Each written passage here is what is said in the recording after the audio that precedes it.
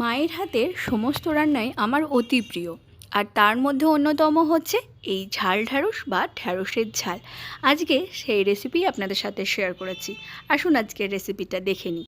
নমস্কার বন্ধুরা, সোমকনাস কিচেনে আপনাদের স্বাগত। ঢ্যাঁড়সের ঝাল বানাবার জন্য এখানে আলুগুলো লম্বা লম্বা করে কেটে নিয়েছি, আর ঢ্যাঁড়সগুলো যেগুলো ছোট ছোট ঢ্যাঁড়স সেগুলো গোটাই রেখে দিয়েছি, আর বড় ঢ্যাঁড়সগুলো দু আধখানা করে নিয়েছি।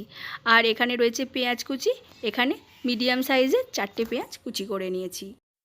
এবার আমরা একটা বাটা মশলা বানিয়ে নেব। তার জন্য দিয়ে দেবো গোটা ধনে, গোটা জিরে, গোটা মৌরি 1 চামচ করে, 1.5 ইঞ্চি আদা, 2টো লঙ্কা, আর লঙ্কাগুলো কিন্তু প্রচণ্ড ঝাল। অল্প জল দিয়ে একটা মিহি পেস্ট বানিয়ে নেব।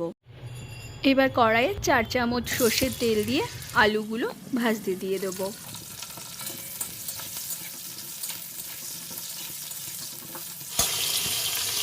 আলুগুলো লাল করে ভাজার প্রয়োজন নেই, যখন এই রকম হালকা ভাজা হয়ে আসবে তখন ঢ্যাঁড়সগুলো দিয়ে দেব।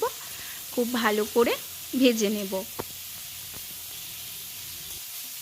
আলু আর ঢ্যাঁড়সটা ভাজতে ভাজতে এর মধ্যে দিয়ে দেবো নুন আর হলুদ। নুন হলুদ দেওয়ার পর খুব ভালো করে মিশিয়ে নেব।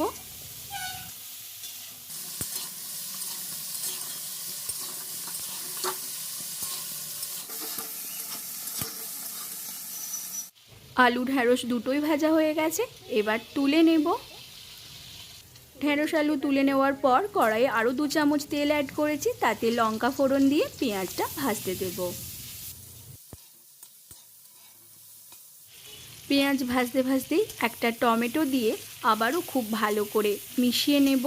যখন পেঁয়াজ টমেটো নরম হয়ে আসবে, মানে ভাজা হয়ে যাবে, তখন যে বাটা মশলাটা আমরা বানিয়েছিলাম সেটা দিয়ে দেব। খুব ভালো করে কষিয়ে নেব। এবার দিয়ে দেবো 1 চামচ হলুদ আর স্বাদ অনুসারে নুন। অল্প অল্প জলে ছিটিয়ে দিতে দিতে মশলাটা খুব ভালো করে কষিয়ে নেব। ততক্ষণ কষাবো যতক্ষণ না মশলা দিয়ে তেল বেরোচ্ছে। দেখুন মশলা দিয়ে তেল বেরোতে শুরু করেছে। এবার ভেজে রাখা ঢ্যাঁড়স আর আলুটা দিয়ে আবারও খুব ভালো করে কষিয়ে দিতে হবে। আঁচ কমিয়ে খুব ভালো করে কষিয়ে নিতে হবে। যে কোনো রান্নার ক্ষেত্রে আঁচ কমিয়ে অল্প জলে ছিটিয়ে দিতে দিতে যদি কষানো হয়, যে কোনো রান্নার স্বাদ কিন্তু ডাবল হয়ে যায়। মশলার সাথে ঢ্যাঁড়স আলুটা খুব ভালো করে কষানো হয়ে গেছে। এবার 2 কাপ মতো গরম জল অ্যাড করতে হবে। একটু মিশিয়ে নিতে হবে। সব কিছু একটু হালকা হাতে নেড়ে গ্যাস একদম সিমে করে 5 মিনিটের জন্য ঢাকা দিয়ে রান্না হতে দেব। 5 মিনিট পর ঢাকা খুলে দেখে নেব। আমাদের ঢ্যাঁড়সের ঝাল অলমোস্ট ডান। যেহেতু আমরা ঘটি সবেতেই মিষ্টি খাই, তাই স্বাদ অনুসারে মিষ্টি দিয়ে দেব। খুব ভালো করে মিশিয়ে নিলেই আমাদের ঝাল ঢ্যাঁড়স বা ঢ্যাঁড়সের ঝাল একদম রেডি। এই গরমকালে আমার কাছে এই ঢ্যাঁড়সের ঝাল আর আম দিয়ে টকের ডাল স্বর্গীয় খাবার।